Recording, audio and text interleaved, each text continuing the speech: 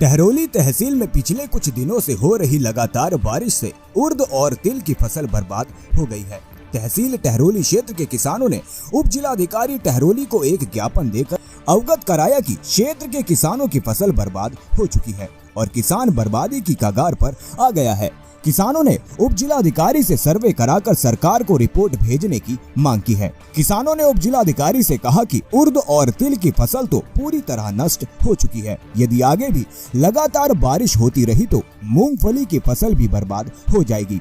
आगे कहा कि हमारे क्षेत्र का किसान अपनी जान की परवाह किए बिना बरसात और घनघोर रात में सांप बिच्छुओं के बीच टॉर्च लेकर भीगता हुआ अपनी खेत की रखवाली करता है। आवारा पशुओं से परेशान है जो फसलों को बर्बाद कर रहे हैं।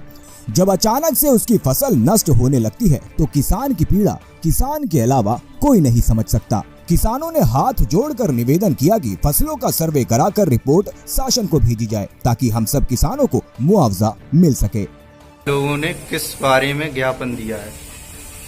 आज हम लोगों ने उप जिलाधिकारी टहरौली को ज्ञापन दिया है, जिसमें हम लोगों ने मांग की है कि पिछले काफी दिनों से लगातार रुक रुक के बारिश हो रही है।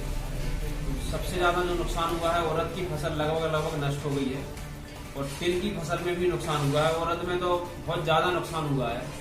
जैसे तैसे किसानों को एक आध दिन धूप मिली, अगले दिन फिर बारिश हो गई, फिर एक आध दिन धूप मिली, अगले दिन बारिश हो गई, तो इनकी फसल लगभग पूरी नष्ट होने की कगार पे है, पूरी तरह से नष्ट हो गई है।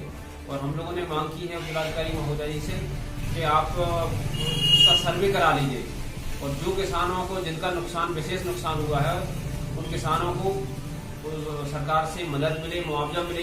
हमारे क्षेत्र के किसान, अधिकांश किसान खेती पे डिपेंड हैं।